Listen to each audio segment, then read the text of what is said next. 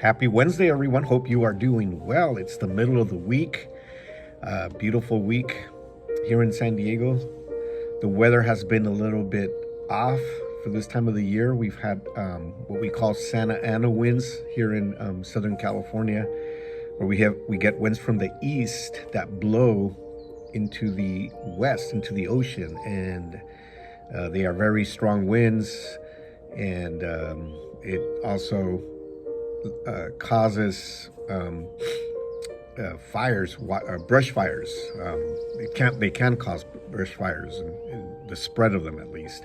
So we've been going through that for the last couple of days, but other than that, a great weather and beautiful middle of the week. Hope yours is doing well as well.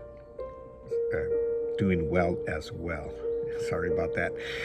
Anyways, this is the in the raw, unscripted, unpracticed, unedited conversation. And we've been talking about, we started this last Monday, we started talking about reasons to study the Bible, the different reasons why we should study the Bible. And, I was saying, we should go beyond just reading our Bible every day or reading, the verse of the day or the passage of the day and just checking off that box. But we should really strive to dive deeper into the Bible. And another reason why we should study the Bible is because it gives us knowledge of the truth. And when we have knowledge of the truth, then we become obedient to that truth, and that will free us from sin. That will protect us and free us from destruction in our lives. And Jesus said this about that. He said, Jesus said to the people who believed in him. This is found in John 8:31 and 32. Jesus said to the people who believed in him, if you are truly my disciples, and if you remain faithful to my teachings, and you will know the truth, and the truth will set you free. So he's talking about some pretty important elements here. First, he's saying, if we believe in him. So that's the first step. We need to believe in him. You believe in Jesus. And I'm not saying that you have to be a Christian. I'm just saying you have to believe in Jesus. And many people believe in Jesus, even though they don't consider themselves Christian. I've talked to people and they say, yeah, I believe in Jesus. I believe in God, right? But I don't follow a religion. And that's fine. I understand. But he says, if you believe in him, and then he said, you are truly my disciples.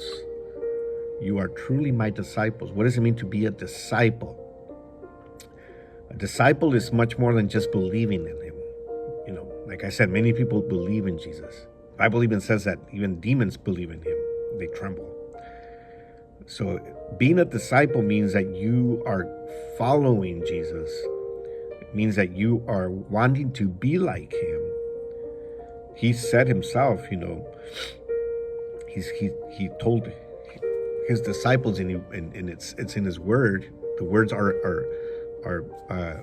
in his word, in the Bible. He said, be like me, imitate me, follow my example. So that's what it means to be a disciple, to follow Jesus' example, and to be wanting to be like him, and follow his teachings, follow his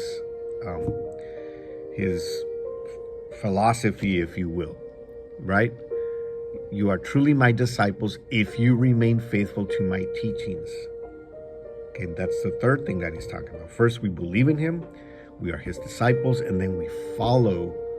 We're faithful to his teachings.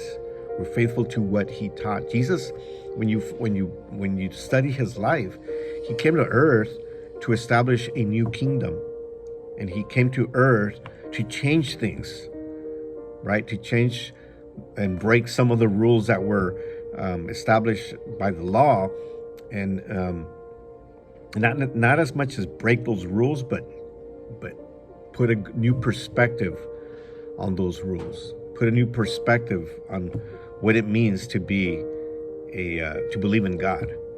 And so he says, so here it is again. You believe in him, you are his disciple, you are faithful to his teachings, and then here is the effect. So this is in grammar we call it cause and effect statement, right? The cause is if you believe in him, you are his disciples, you remain faithful to his teachings. Here's the effect. Here's what's going to happen. Here's the result. You will know the truth, and the truth will set you free. And that's a very good reason to study the Bible, to study the Word of God, to dive deep in there, because we will become free. We will be set free when we know the truth. When we study the Word of God, when we study his Word, we will discover the truth. And Jesus said, I am the truth. And also, we read, many times over that his Word is the truth. And so when we follow that, when we understand that, we will be set free. All right. Well, I hope you have an amazing rest of your week, and we will talk to you soon.